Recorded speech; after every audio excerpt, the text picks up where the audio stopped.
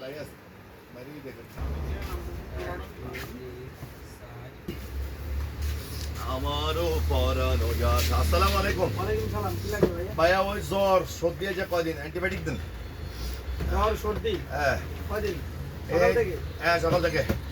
তো এটা তো আপনি জ্বর সর্দি প্যারাসিটামল খান নাই?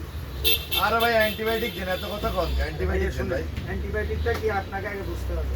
এখন ঠান্ডা গরম মিক্স সিজনাল চলতেছে, সর্দি জ্বর একটু হবে।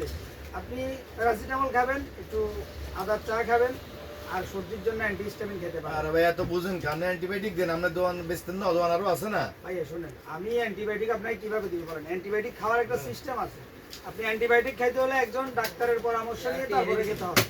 ডাক্তারের পরামর্শ ছাড়া অ্যান্টিবায়োটিক আপনার হিতের চেয়ে বিপরীত বেশি হবে, আপনার ক্ষতি হবে। তাহলে কি অ্যান্টিবায়োটিক খাওয়া যেত না? অ্যান্টিবায়োটিক খেতে হলে আপনাকে অবশ্যই একজন ডাক্তারের প্রেসক্রিপশন লাগবে। ডাক্তার প্রেসক্রিপশন করে যদি বুঝে যে আপনার অ্যান্টিবায়োটিক লাগবে, তখন তিনি আপনাকে অ্যান্টিবায়োটিক দিবেন।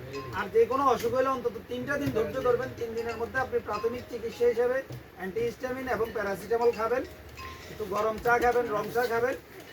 দেখবেন আপনার সর্দিটা 2-3 দিনের ভিতর ভালো হয়ে গেছে, জ্বর ভালো হয়ে গেছে। অ্যান্টিবায়োটিক আপনি ডাক্তারের পরামর্শ ছাড়া কোনো অবস্থাতেই খাওয়া যাবে না।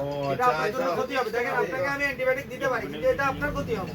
ও আমি তো আসলে বুঝি আর না, আরো অ্যান্টিবায়োটিক খাই। আপনি প্যারাসিটামল খান আর অ্যান্টিহিস্টামিন খান, কিছু অ্যান্টিহিস্টামিন খেলে আচ্ছা ঠিক আছে, 3 দিন খাই না হলে ডাক্তার দেখাবো। একটা জিনিস ভাইয়া মনে রাখবেন, ছোটখাটো অসুখগুলোতে যারা আল্লাহর প্রতি যাদের ঈমান আছে, এর মাধ্যমে আল্লাহ তাদেরকে গুনাহসমূহ মাফ করে দেন। আলহামদুলিল্লাহ। ছোটখাটো রোগ হলে দয়া করে একটু ধৈর্য ধারণ করবেন, অস্থির হবেন না। জি ঠিক আছে?